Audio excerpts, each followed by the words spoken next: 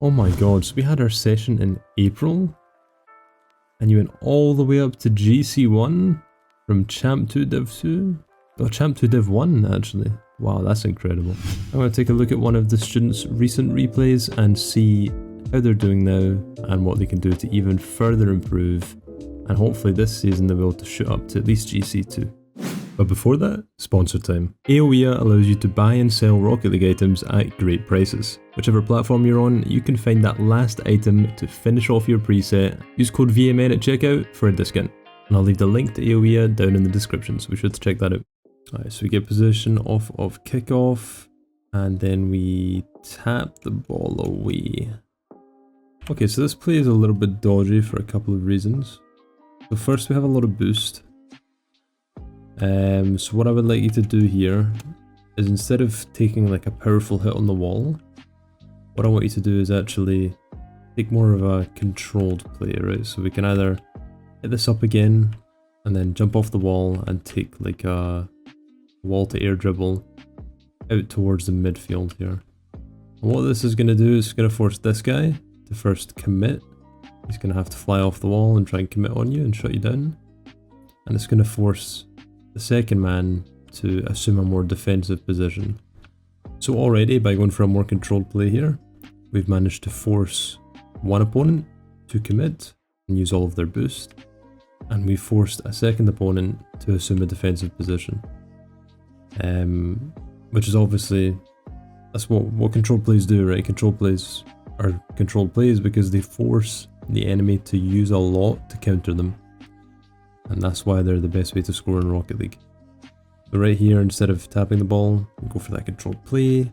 We force a lot more from our opponents. And it's also going to give us a chance to set up a really strong offensive play if we actually manage to make the controlled play work with our mechanics. So it's definitely something to consider, instead of passing the ball away here.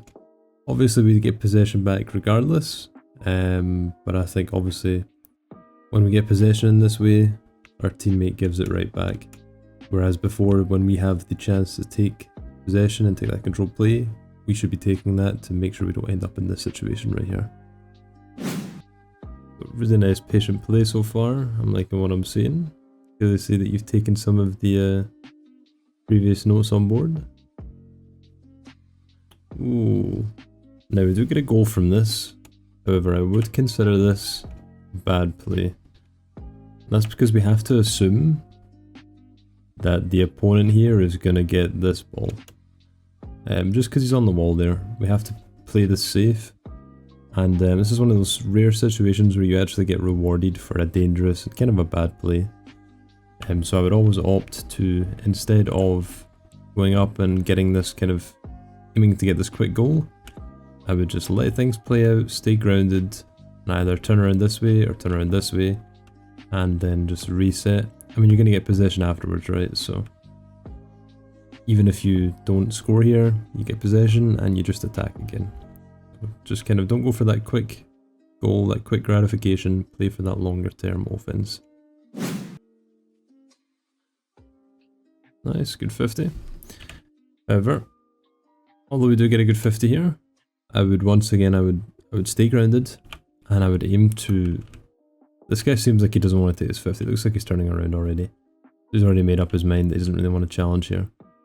So what I would do is I would stay grounded, and that way we can set up more of a controlled play that's going to give us a better chance of scoring on the opponent's net. Whereas when we immediately hit the ball here, and we don't give ourselves a chance to see if this guy's going to challenge or go back, we immediately kind of forfeit our possession, and we've got ourselves just once again locked in defense, and the enemy are going to be able to just launch their attack again. As you can see, enemy's going to get boost, turn on the wall here, and there we have it. We've lost the attack, and we've given away possession, and almost get a goal from it. Very close. This positioning is very good. We're shadowing really nicely. Shadowing our teammate very nicely, I should say. We should probably steal their boost here. We don't do that, but that's okay. I think it's going to have too much of an impact. Nice defensive shadowing. Yeah, nice patient play. This is awesome. I want to put on the pressure. Don't commit. Really nice. Get a bump here. Perfect. Oh, excellent play all around. Really good. Nice. Let's just let the enemy pass to us. Enemy passes to us again. Let's just take another look at this. Okay, so on the wall here, what we can do is we see the opponent is actually quite far away from us, right? So we don't need to take a hard hit on this ball. What I would actually do is I'd actually slow down and I would play the distance here, right? So since we're close to the ball, we can actually let this guy close a lot of distance on us before we're required to do anything.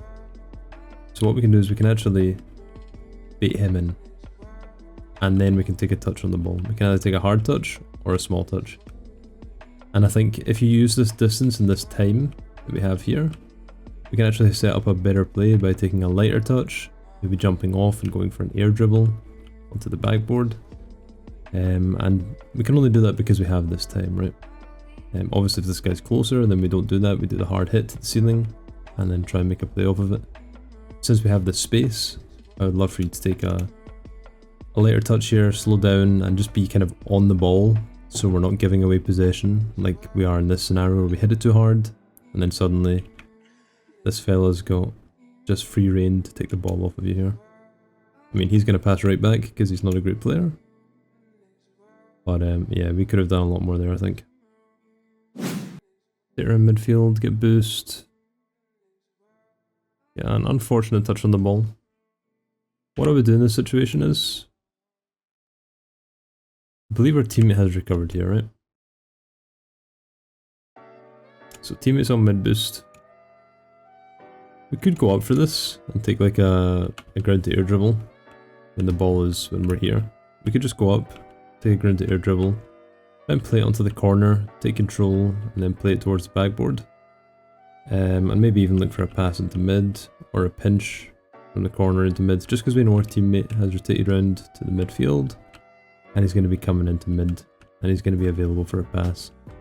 So we could go up for this and just kind of be a nuisance, be a pain, apply a lot of pressure, and maybe even get a good attack out of it. But it obviously depends on how confident you are with your mechanics. And honestly, not going for it is a good play as well, so I don't think it's bad what he did. Nice, good control. Don't get this best second touch unfortunately, but I had the right idea. And then nice and patient, just let the enemy screw up. People are going to screw up so much in these ranks, all the way up to like GC3, and they're going to screw up like crazy. Anyway guys, that's all from me. I hope you will go away from this video with a renewed sense of purpose, and at least a few things to focus on. And if you did, consider dropping me a like, comment or subscribe. Also join our Discord community down below and shoot me a DM if you're interested in coaching. Anyway, peace.